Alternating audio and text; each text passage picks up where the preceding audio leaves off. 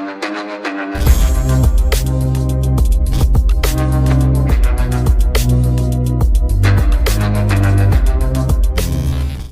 po, magandang hapon po sa inyong lahat mga kaibigan.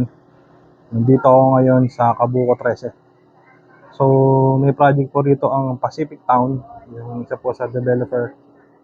Actually guys, itong property dito, townhouses, ay talaga pong mabilis ang bentahan. Kasi affordable po to at pwede ito sa Pag-ibig financing. So kung mapapansin nyo, ito yung mga bagong tayo nila sa Cabuco 13, yung mga townhouses. So mamaya papakita ko po sa inyo yung loob ng itsura ng property, at least magkaroon po kayo ng idea. So ayan, kung nakikita nyo yan guys, no? Yung mga nagtitripping na. Actually, mabilis o ang bentahan dito. 1 year lang po. 1 year. Actually, 4 years. Yan. In-spread out na. Yan, napansin nyo, no? Tuloy-tuloy ho ang tripping dito kasi affordable po siya. At the same time, maganda po yung quality rito ng mga townhouse na ina-offer ng Pacific Town. Kasi po, pag gumawa sila ng bahay o property, kompleto na, kagaya ho niyan. Meron na siyang fence, wall fence, tsaka gate. So, kompleto na, hindi nyo nababakuran. Ayan, ang tayo nila, complete na. So, gamit na lang ang bibiliin ninyo. So, try natin pasokin po yung isa po dito na townhouse. Yan, ito, kung mapapansin nyo, may gate, no?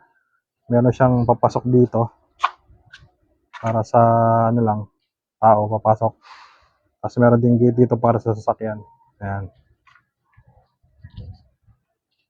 Tapos yung wall fence niya, siguro hanggang half body yung wall fence. Pero, subject for approval kung gusto nyo pataasan yung wall fence. Ayan. Pero kagandahan, no? Ito, may bakod na siya. So, hindi na kayo magpapabakod. Yan. So, ipa-plus ko po yun yung floor area nitong inner, no? Inner na townhouse. So, pasokin muna natin yung loob. Yan. So, as you can see, yung flooring niya, no? Naka-bare po siya. Bare finish na wala pa pong tiles. Yan. Tapos itong pinto, gawa ho yan sa kahoy. Yan. Tapos yung pinakataas. So, maganda rito kasi kayo na lang magpapalagay ng gusto yung type ng tiles kung sakali. Ayan. Tapos, ito yung pinaka-kitchen. Ayan. Sa may labas. Ayan, sink area to eh. Pero pwede gawin itong kitchen. Tapos, katabi, ito yung gagawin laundry. Ayan. So, kompleto na, no? May bakod. So, ito yung pinaka-loob. So, ipa-plus ko po dyan yung, yung sample computation para magka-idea po kayo. Yan. So, ito yung pinaka, bagong gawa kasi ito eh. Kaya,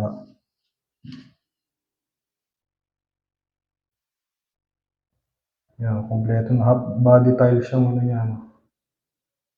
Ito yung lababo. So, yun yung pinaka inodoro niya. Yan. Tapos may shower room dun. So, check naman natin sa taas.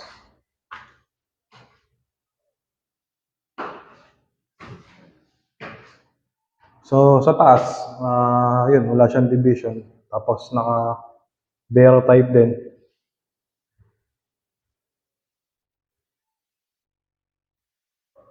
Yan. Kayo na lang magpapagawa ng division. Tsaka papatiles.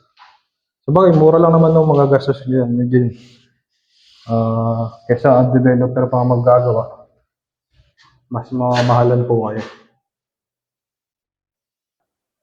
So ang location naman nito guys sa may Kabuko 13. Yan. Maganda to kasi malapit to sa SM 13. Malapit din to sa wet market ng 13. Malapit din po to sa pinaka-Kapitolyo. Yan ang 13. Siguro mga 1.5 kilometers lang ang layo nun. Pamula dito hanggang dun sa mismong mga establishment. Kagaya ng SM. Yan. Mabilis po ang mga tayo nila kasi tayo sila ng tayo kasi actually 60% po rito ay almost nakuha na o sold out na. So, sabi nga daw po, 400 daw po ang units dito na available. Tapos, ang 300 ay nakuha na lahat. So, may natitira pa hong 100 na units. So, kung napapanood yung po itong vlog na to, pwede kayong mag-inquire, comment down below about po sa details o kung paano mag-reserve. Kung gusto nyo makabil ng townhouse na installment, at ito po ay pwede sa Pag-ibig Financing.